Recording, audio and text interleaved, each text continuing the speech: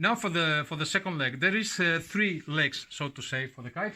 There is the main bridle, and then there will be one piece that goes from the top connector and another piece that will go from the lower connector.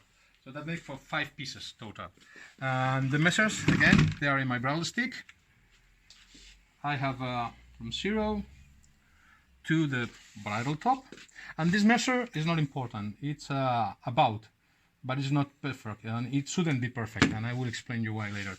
But we use it as a sort of fuse in case something went wrong with the making of the bridle. At the very end, we have a way to check that everything was correct. So I make my top bridles, and then I need my trusty wire, and I'm gonna put this on the bridle. Come. So first thing, you need to make is a small knot here. You have to make a small knot in the top, in one of the sides, because it's just a piece of line now. And again, leave very little tip, like that, okay?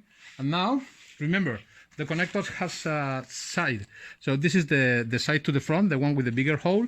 We are gonna pass the wire from the back to the front, and then we will pass the line. We make a sort of a loop, and we pass it.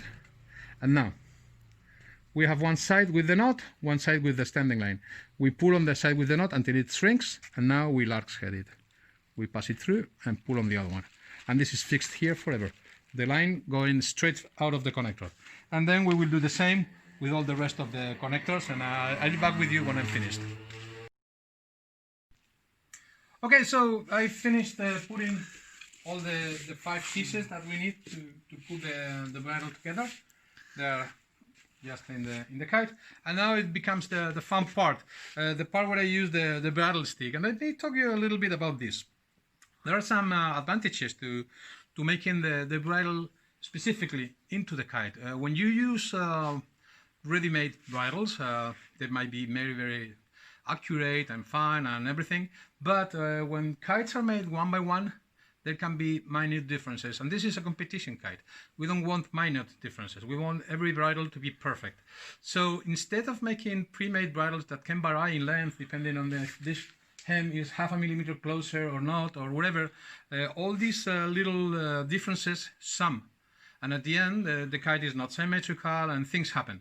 The best way we have found, and actually very fast, of making proper bridles is to measure in the kite and to the right length every single time. And for that, we use the bridle stick. In that bridle stick, we have all the measurements. You can have possibly a look. We have all the measurements for the different parts we use for the kite, from the bungees to the pieces of line to attach things, and the measurements of the lines and everything. And in the other side, I have a little plan of the bridle, how it looks, and there's numbers. That's the steps that I have to take to make the kite, and I will guide you through. And then there is these 2 slits that I talked to you before, because we need to take very, very precise measurements on the line while it's put on the kite. And the only way to do that is using this, or the only way we found, on the better one, not the only one, for sure.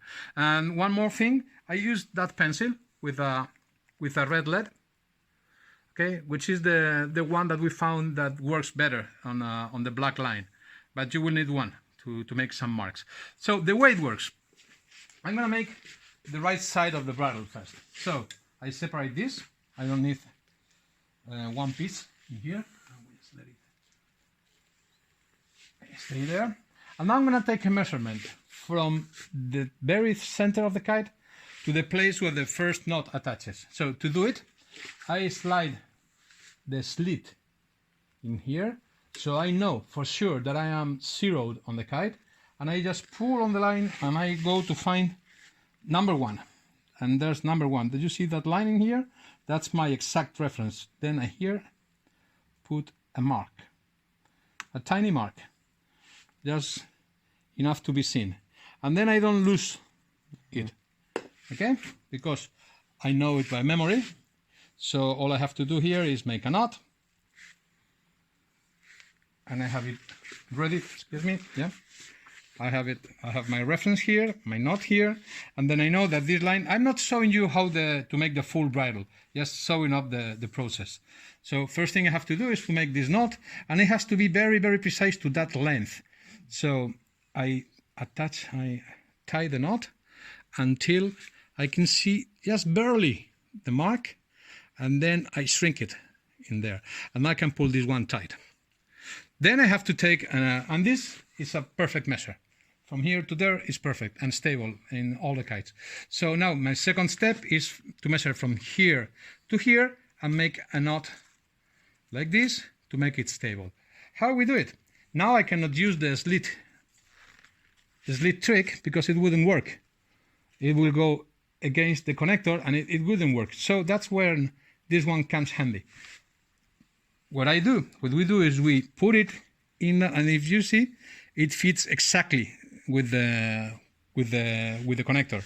So now all we need to do is take the line that we want to measure, which is that one, and get into the next. You see, it's all tight, all well measured, and then number 2. I put my mark. It's in there, I don't lose it, and then all I have to do is take the line to the right place, here. By pulling, I can see my mark. I put it right in there. I finish with the tension of the other knot, and now, without moving this line, I don't allow this piece of line to slide because I'm firmly holding it with my fingers. I just make the knot with whatever is left, and I pull on the line.